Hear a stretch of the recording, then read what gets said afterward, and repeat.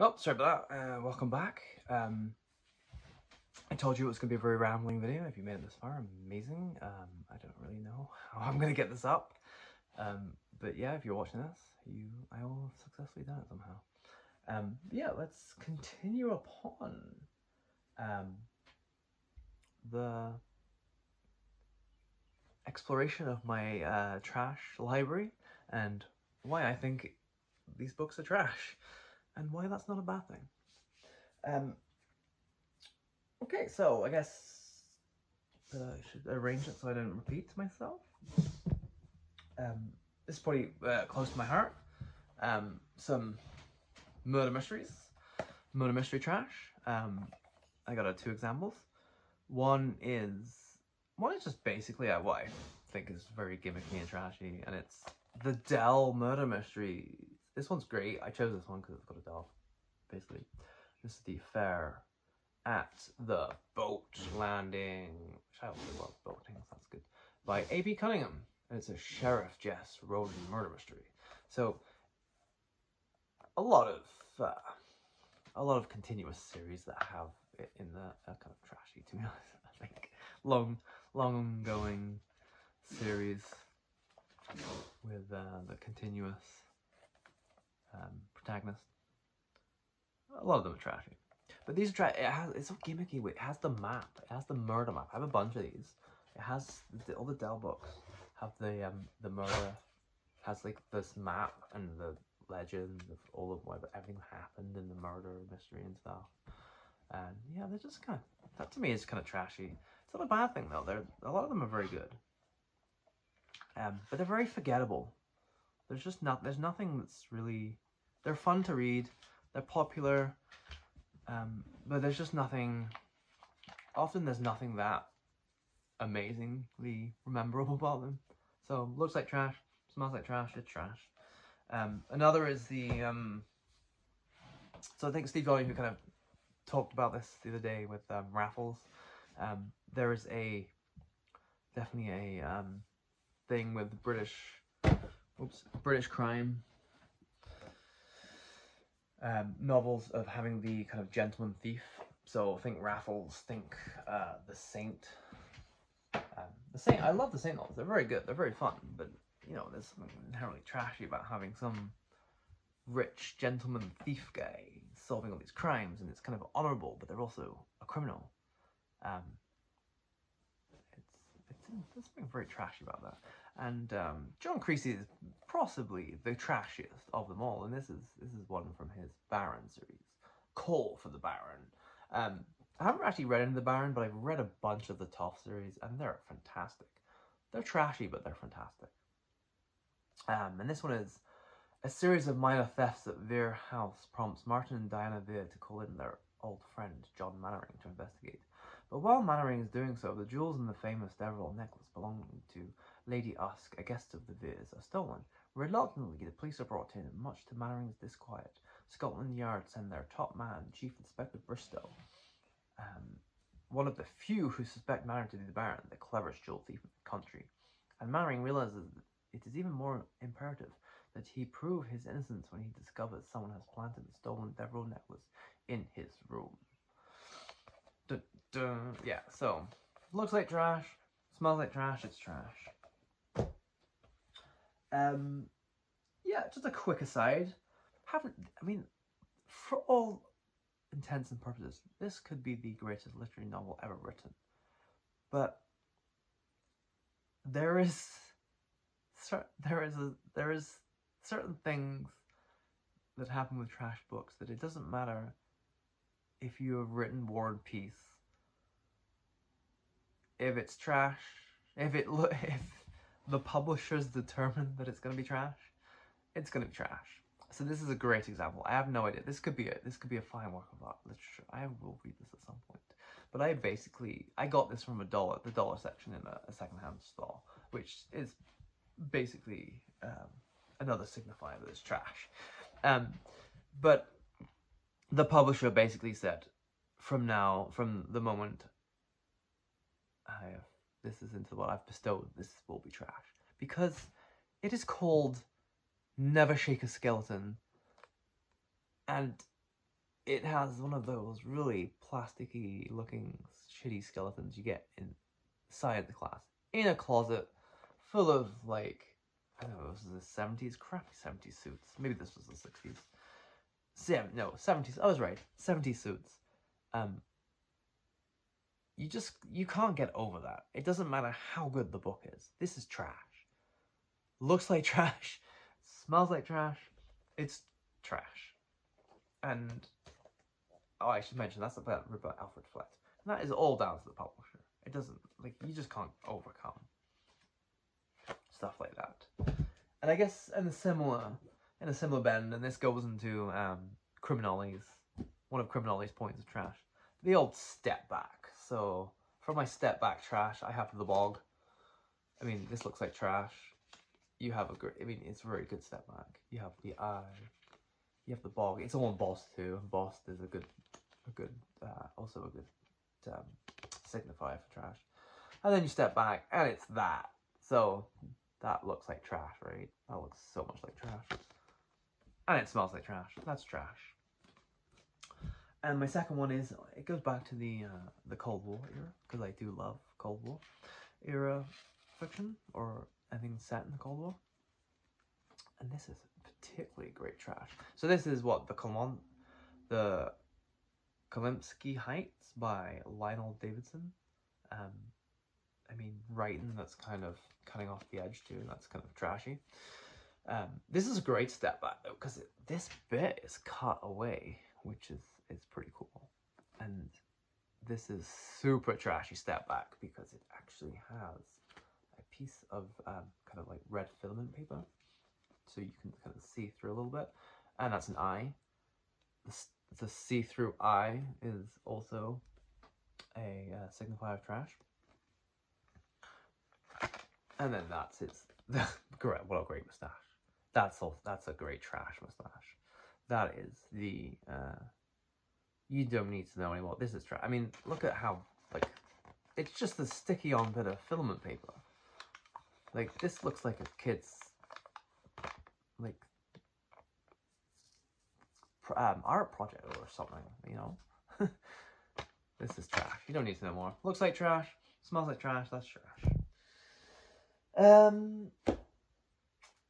Okay, so one of the trashy signifiers that Criminal and Steve Holly wrote on about was kind of the appeal to basic things like sex and violence. So these are overly violent books. So we have Craig Sargent's The Savage Stronghold. This is part of the Last Ranger adventure. This is also kind of, sounds like it's a little bit like right-wing, wishful thinking kind of novel, which is also a signature of trash. But yeah, definitely on violence. And, you know, it sounds a little Second Amendment-y too, which I guess is the right-wing wishful fulfillment. But anyway, a third world has left America lawless and battered land, but amid the pillage and heartless killings, one brave young man has become America's last hope for justice and freedom. In a nation ruled by anarchy, a new order is gradually emerging, that of the Guardians of Hell, a motorcycle gang with ambitions to rule the whole country. There are weapons, rape, murder, and brutal torture. When Martin Stone makes his way through the ruins of Colorado to free his kidnapped sister, he can hardly believe what he sees. A man calling himself the new prophet is claiming that he has the God-given right to make the rest of mankind his slaves. And punishment for disobedience is slow death by crucifixion. His army, the Guardians of Hell. For the Last Ranger, this is a golden opportunity to crush evil at its most diabolic roots. Martin Stone is the Last Ranger, America's last hope in America's darkest age. So this ticks so many boxes. Lone Ranger, like one man to stand up against it. He only has one gun, but what a gun! It's like a Mac 10, no, it's a Tech 9. Well, I don't know my guns that well, so I'm sure some gun nut will probably sound off, but whatever. It looks like a Tech 9. It has many of the what is this, 1980s? It has many of the fear-mongering things of the 80s. It has anarchy. It has lawless motorcycle guns. gangs. It has what appears to be Satanism, part of the Satanic Panic. So yeah, multiple of the kind of scares of the 80s. I'm sure it's going to be a ton of violence in this. So yeah, that is one of them. And then the other is The Destroyer by Warren Murphy, which looks like a very much men's adventure that is influenced by The Executioner. Might kind of be a little parody of it, but yeah, this is going to be super violent. I mean, there's people fighting. There's a syringe. There's casual Asian stereotypes, casual racist stereotypes. So yes, this looks like it's going to be just very much violent and sexy. There's a sexy lady there too, so that's kind of appealing to base instincts. And kind of on the theme of that, we where is it? I've lost. Oh, here we go. On the kind of basis of that, we have the kind of James Bond ripoff / influenced novels. So we have things like George B. Meyer, Miss Turquoise. The Enemy Was Satan, Society for the Activation of Terror, Anarchy, and Nihilism. Facing all that, Dr. David Grant, who started on the face of it, dead, in a coffin anyway, en route from Paris to London. But even a corpse had to warm up when the wildly sophisticated Berber girl, Miss Turquoise, cast her shapely shadow over it. So there's some exotification, there's an unbelievable plot, there's a silly acronym. So yeah, this is all very much in the realms of James Bond. I mean, James Bond itself is trash. And even then, in the little kind of praise at the front, Dennis Wheatley even mentions James Bond. Dennis Wheatley said of the first David Grant adventure, tremendously exciting, James Bond must look to his laurels and his weapons and his girls. So, looks like trash, smells like trash, is probably amazing, but it's trash. Where the Spies Are by James Leeser, which looks like it was filmed with David Niven. That's fantastic. This is, nothing like a good trashy movie tie-in. Let's see, does this have a premise somewhere?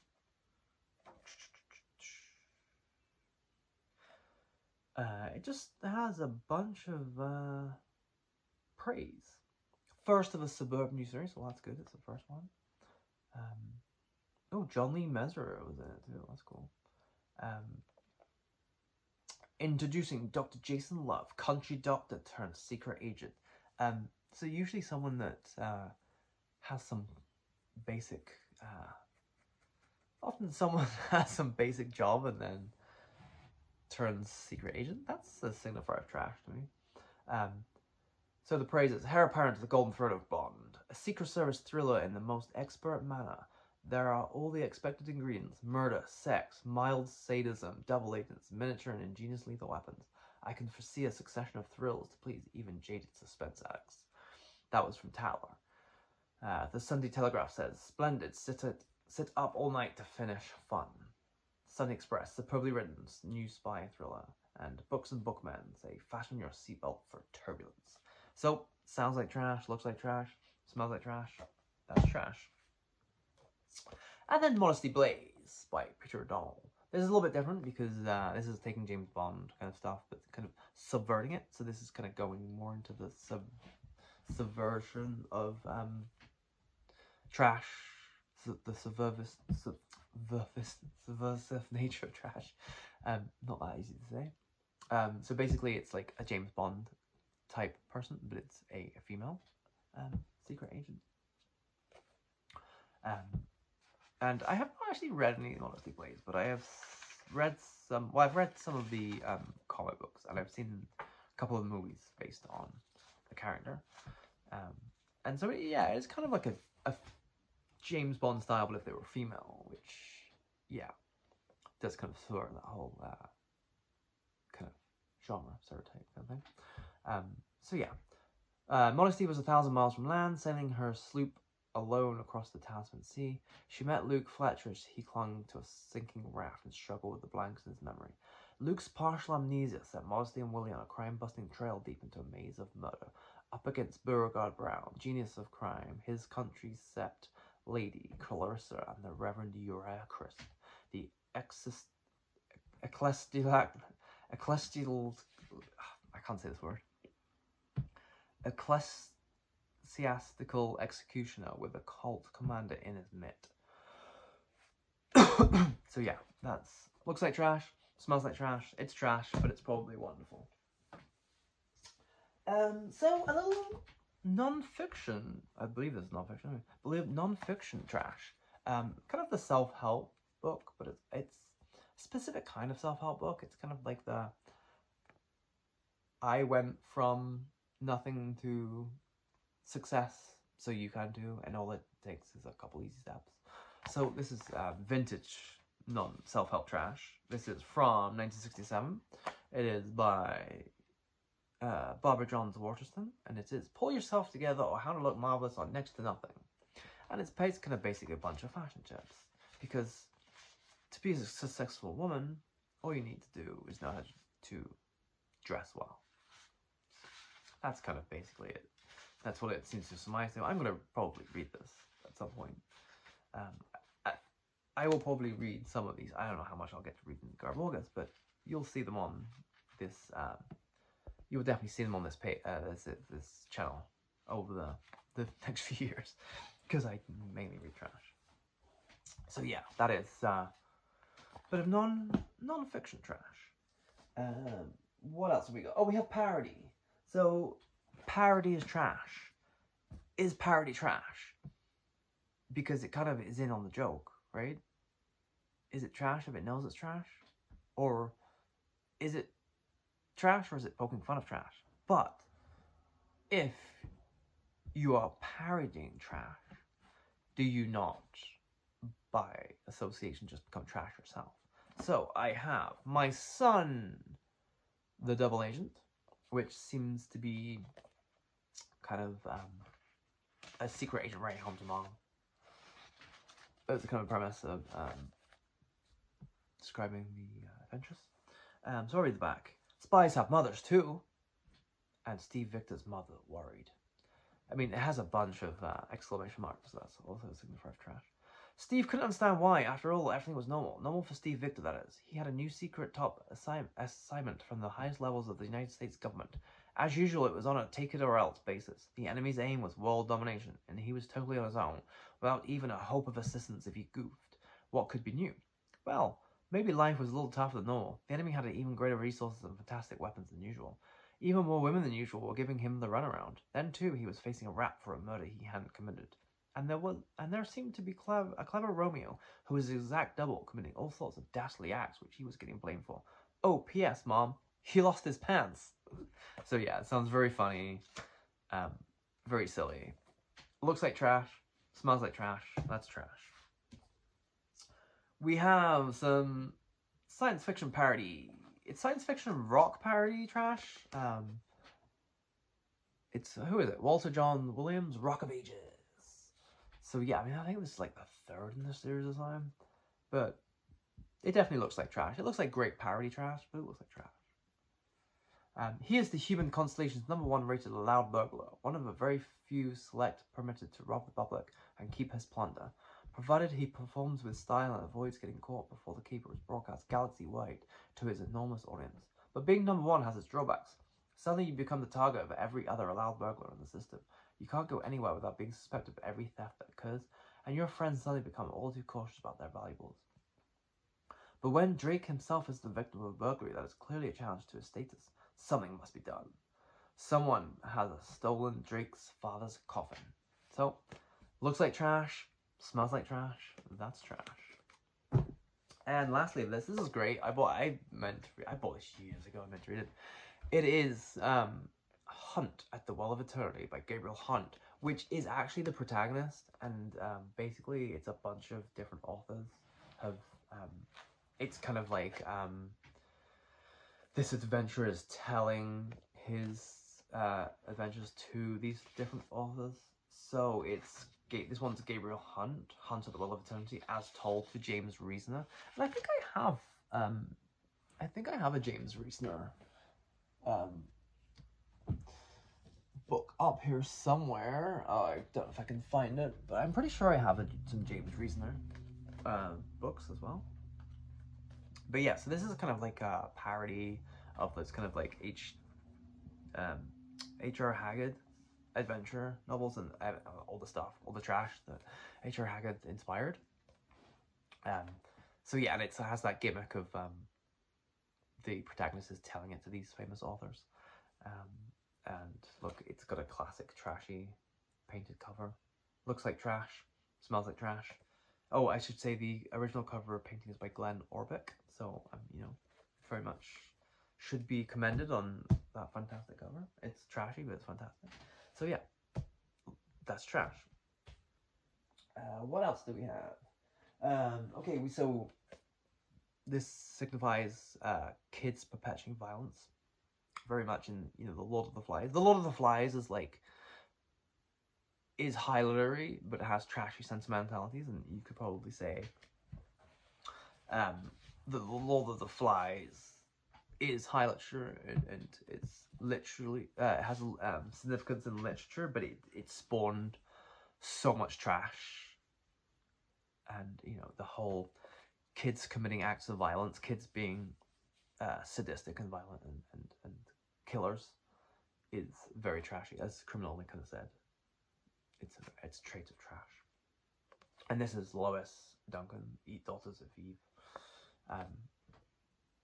So the Daughters of Eve was the high school's most exclusive service club. Together, 10 young women are a sisterhood, sworn to secrecy, bound by loyalty, led by their faculty advisor Irene Stark, the kind of woman that would look to for support and guidance. Slowly, skillfully, Irene gains a powerful and twisted influence of the impressionable Daughters of Eve. In subtle ways, each girl changes and then real tragedy strikes. And the New York Times book reviews, I was reminded of the Lord of the Flies. Daughters of Eve is finely constructed and told. So yeah, I mean, it looks like trash, smells like trash. It's trash, but it's also probably really good. Trash is not bad in my book. Like, some trash is bad, but some trash can be award-winning. Some trash can be amazing. Some trash can be really good. So, I guess a couple of contentious ones to end. Maybe 3 contentious ones to end. This author is actually very highly lauded. It's a very good American screenwriter, but there's just something about this type of book to me that is very trashy, and that is basically biblical retellings as novels, as like almost as like fictional novels. And this is His Great Journey by Manuel Komroff, who was, you know, a fellow traveler, who was socialist. I think he had spent a fair bit of time in revolutionary Russia, post-revolution Russia.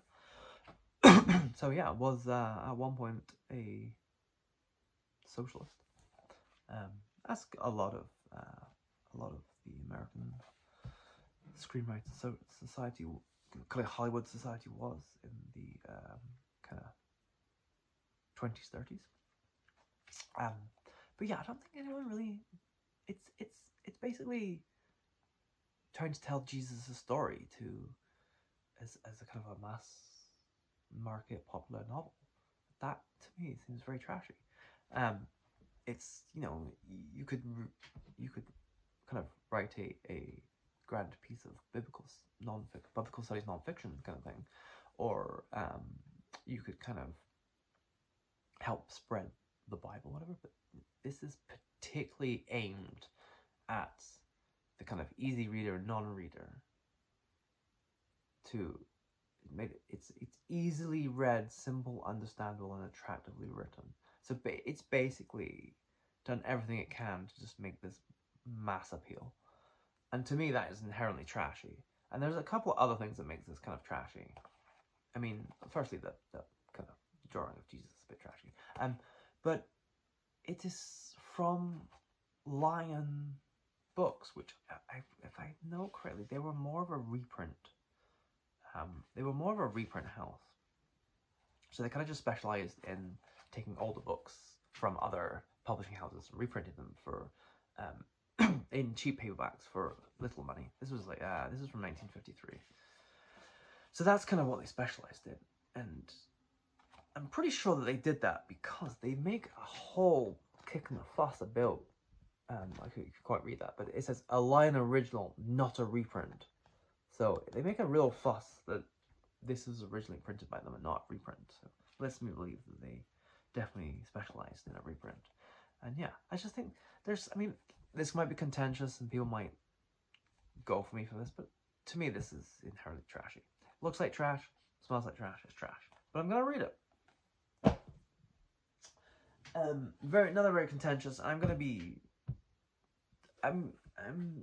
gonna call these trash, but I think historically this kind of fiction has also been deemed trash by kind of more the general public and the literary elites. This is a romance novel, and this is Anne May, The All of the Fire, and I have never read. I don't read that much. I don't really read any romance novels. I'm going to start. I want to. And I've never read Anne May, which could be very good.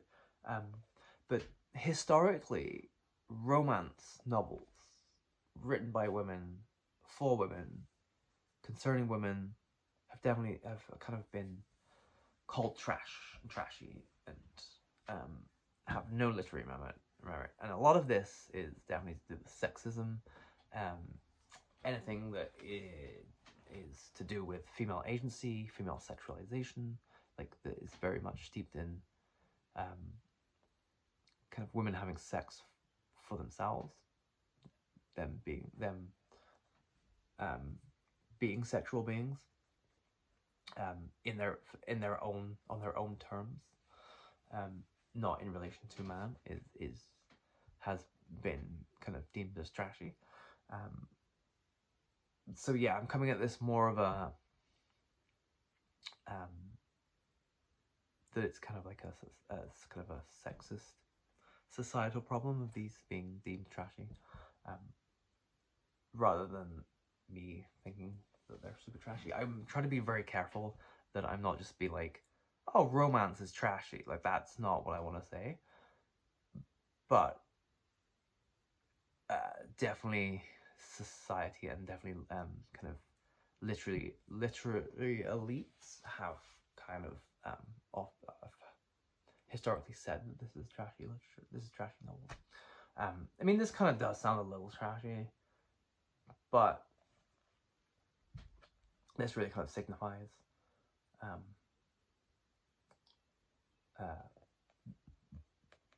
the kind of how romance novels aren't taken at all seriously, which is really a shame. But this is all about me. I'm a loner, Dimitri said sardonically. I want no little woman to warm my slippers on a winter's evening and cook me exotic Eastern food.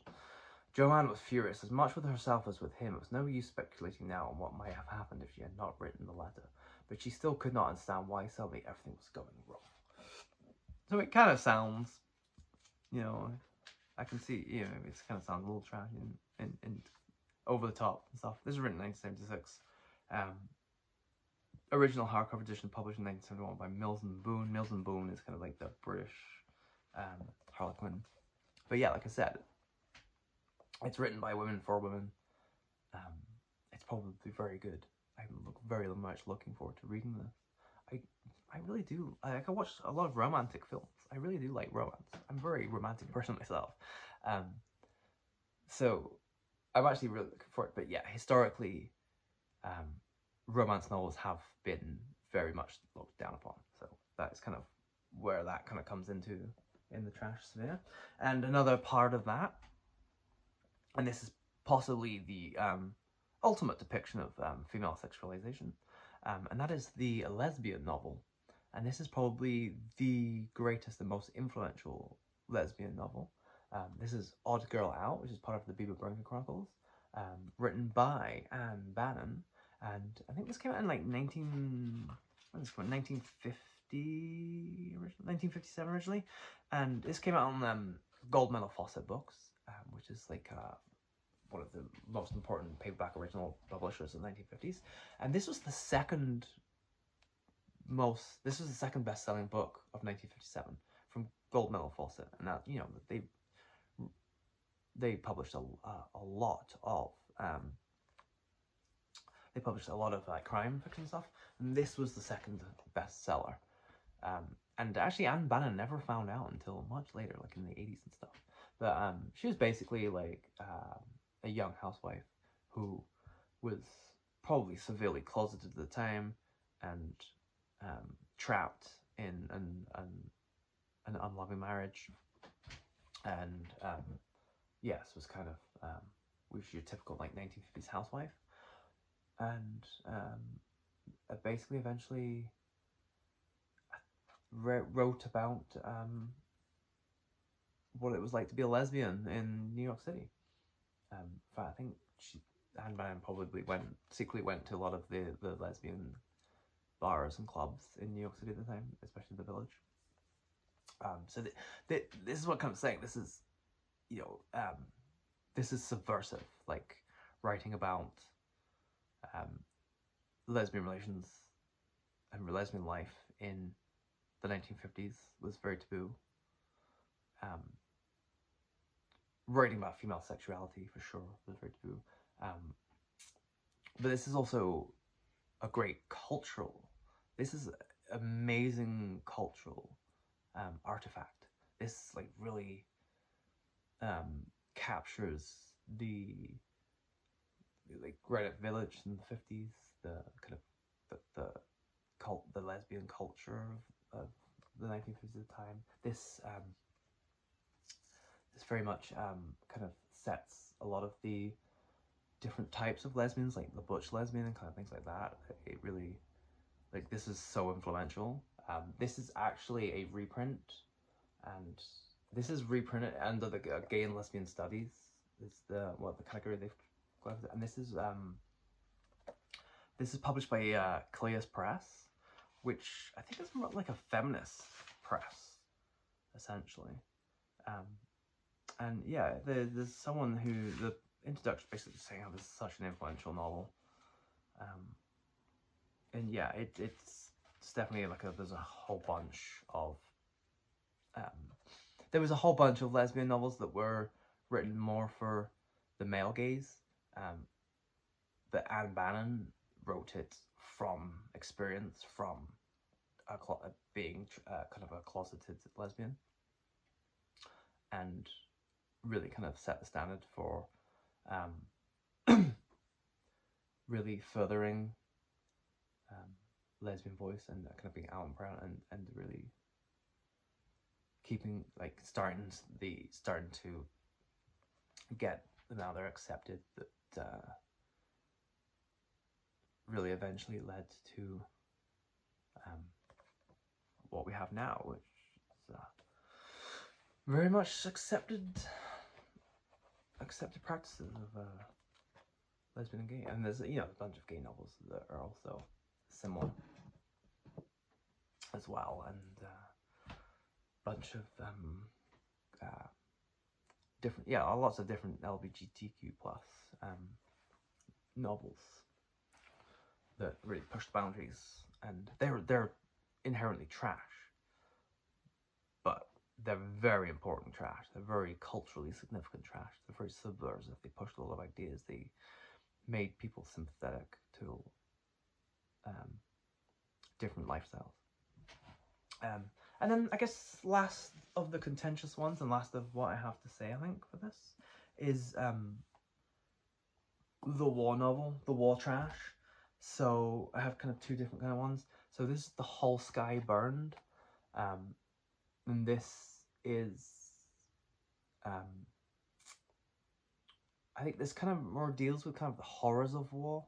That it does it in a kind of very trashy lens, but this is a very good way of bringing kind of the horrors of war to a mass public, without seeming too righteous or too, it's just a good way of getting people to realize how shit war is. And I've read half of this and I kind of stopped, but it has such a good depiction of how damaging war and just how messed up war is. But anyway, I'll read it. The mission was a standard operating procedure. A squad of GIs ordered to advance through 10 miles of mud and blow a bridge before German tanks could use it. Breckinridge, Hansen, Brown, Bernstein, ordinary draftees on a routine foray in France. Their only dangers, long-range artillery fire, dive bombers, or foggy rain. Except that trudging along with them was a GI with a terrifying secret mission of his own. When he raised his gun to fire, the whole sky burned. So basically, the little premise, like the little kind of subtext here, kind of explains really a taut, grim novel of GIs in combat and of a brooding killer loose among them. So basically, there's a kind of serial killer amongst these GIs who are doing a secret mission. So there's only a few of them. They kind of so basically they're in the trenches. They find there's a serial killer, but then there's a secret mission that only like 10 of them are gonna go do, and they have to be, and they kind of know this is a serial killer, but the commanders are kind of hushing it up, trying to hush it up because it's bad for morale. They don't want it to get out. So they're trying to choose these 10 people wisely, and hopefully the serial killer is not part of them, but then the serial killer is part of them, and so they're all on edge. They're all nervous. They're all nervous. It's just a very good depiction of war, but then this whole edge of like, oh, can't really trust anyone as well. And then one of the people is like tasked to try and figure out who the serial killer is before they can strike again. And yeah, I think it's just a really good way of depicting the horrors of war and what war can do to people, and the kind of like introducing kind of like PTSD and stuff without it feeling too moralizing and too kind of like preachy and out there. It's just a very good way of kind of getting that into the hands of the masses. Yeah, it's like trashy, but it's kind of has trash with purpose. And then the other kind of trash is kind of more the propaganda kind of trash. I love propaganda. I love reading propaganda, but it is trash. It's inherently trash because you are basically trying to sell your ideology to somebody, and you're generally not being very critical. You're not going through your ideology with fine-tooth comb being critical. You're just kind of giving someone the surface best bits. So propaganda, even though I love a good propaganda or a polemic, it's generally trashy. But this is You Tell My Son by Rex K. Pratt, who is part of the US military, is a decorated, I believe is a decorated soldier in the US military. He was part of the United States Air Force in 1950.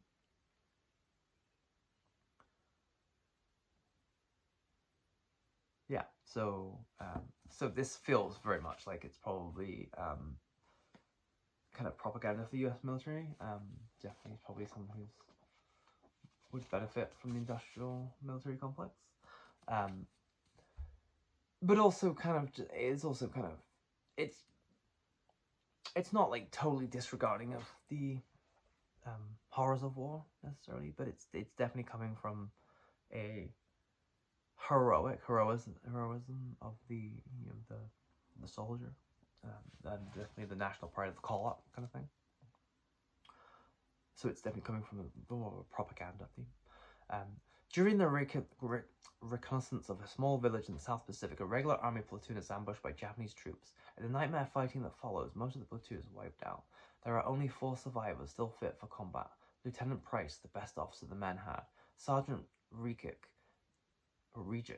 the toughest of them all, and Price's only friend, and 2 privates, Beechcraft and Morris, who had lived with death so long they could not remember life. These 4 veterans are reassigned to an inexperienced National Guard unit. Immediately there is bitter conflict between the old and the new. To Price and Regic, the young civilians in the Guard seem callow and arrogant, and to the Guardsmen these hardened regulars appear crude and inhuman. But Price and Regic devote themselves to the task of turning the Guardsmen into combat-ready soldiers, and then battle finally comes. You Tell My Son is a frank, outspoken drama of men in war, of the wives they left at home, and of the women they met away from home. Brutality, heroism, fear, sex are all here, and so are the very real human beings affected by them. Looks like trash, smells like trash, that's trash. And that's it, basically. That's all of the kind of, well, not all of it, that's some of the different kind of themes of trash there are in my collection. Yeah, so probably see some of these books during Garbaugust, and then the rest will just be dotted here and there after my videos, because if you've watched any of my videos, you know I do like a lot of trash. But yes, it's very nice to have an event that is very much a celebration of trash. Trash is important. So yeah, I hope you all enjoy your Garbaugust readings, and I will be making a bunch more videos during August, I'm sure. Hopefully work and everything permitting, work and life permitting. So yeah, I will be sharing my thoughts on trash and the trashy novels that I'm reading during Garbaugust and everything. And yeah, don't forget to comment below if you want to win that copy of Casca. And yeah, I will go from there. So see you all soon. Bye.